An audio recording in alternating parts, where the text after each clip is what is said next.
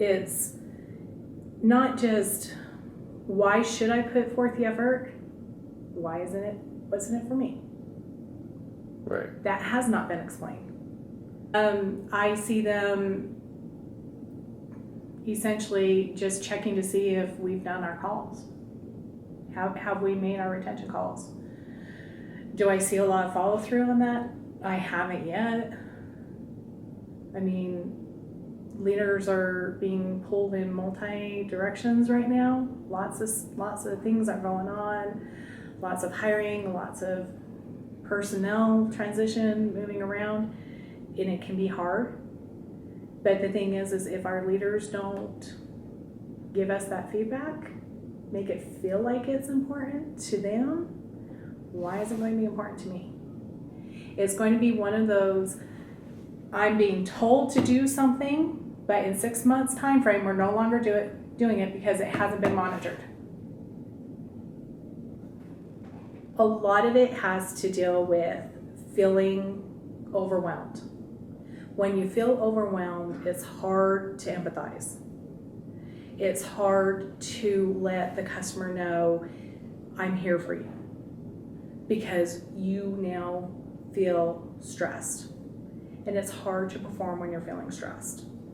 It's hard to interject into your voice, hey, I'm here to take care of this for you. I'm going to do X, Y, Z for you. So right now, I think with the changes, the personnel changes that are occurring right now in LDU, has put stress on the people here.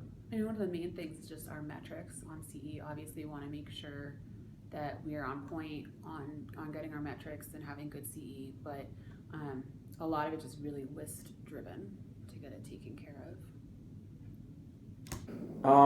I feel like in general, like our customer service or customer experience surveys that we get sometimes doesn't depict our actual service, just because it does sometimes get muddled up with auto, MedPay, PIP, and just liability itself. I think just the workload, I understand, in LDU, they're sort of have an expectation of handling a lot of claims, and I know it's not really the answer to hire more people to take care of that, because we should be able to sort of learn and develop as we go on, but I think task management is something that's pretty crucial in making sure customers are aware of what's going on in their claim. There's definitely been a big push to get the numbers back up. As far as the customer experience, I don't know that, I've only been in this office for a few months, so I'm not sure yet exactly how they want to proceed to accomplish that. I know they want to get the numbers up. I have yet to see any kind of solid strategies for how to do that, apart from making sure we provide the consistent service across the board.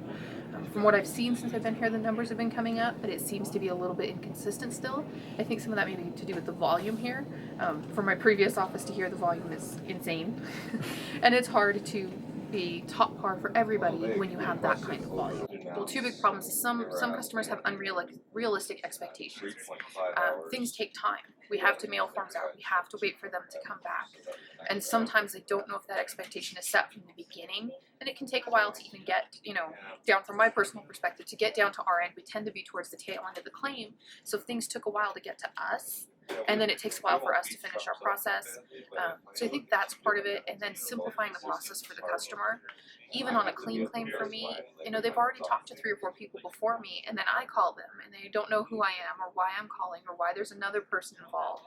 And they ask me a question, I say, I can't handle that, I need you to talk to this person.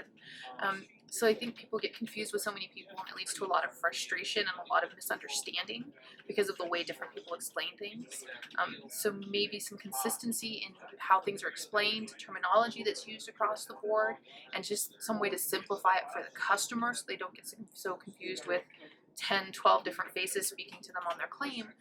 To them, it's just one thing. Why are there so many people? Well, I know that traditionally our office, for whatever reason, hasn't done as well as, say, other offices over the country. And, sometimes you can tie it down to maybe the clientele that we have in the area. I mean, they're a little more, I don't know if demanding is the right word, but I mean, I have nothing to compare it to because I've never been on the CAT team, so I don't know what people are like in different regions of the country and why this particular region would be more difficult for CE. Because I know, I mean, the people that I know in our unit are, you know, certainly trying their best to service the customer as quickly as possible and as, you know, efficiently as possible.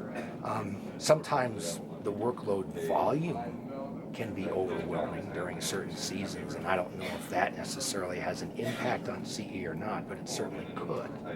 Well, we get a lot of communication and feedback from our leaders concerning results on surveys, on how customers felt that their claim went. Most of the feedback are kind of like hitting results, because sometimes you don't know how we actually got to it, if there's more than 2 or 3 people involved, or they could be 2 or 3 months later from when the actual claim was closed. So those results may not actually be justified as far as how each individual actually impacted that claim. So the survey numbers and the percentages, sometimes they're misleading to what we can correct or what we can see as a positive impact. We may not know the actual result is the fact of how the claim was handled too. So, but we get a lot of driven communication to keep doing this or keep doing something different, or so it seems like we're just trying to chase numbers sometimes. So it's just a lot of feedback on numbers. The barriers are processes. Processes could be good, but in some cases it could be barriers to being open-minded or flexible. Sometimes the customers, they tell us there's too many people involved.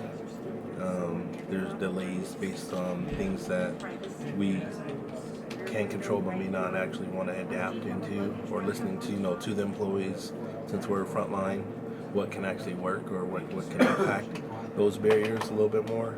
But I think once we adapt or we're more flexible in our processes, it could change the barriers that could be at the end of the claim. We can cut some of those things out too.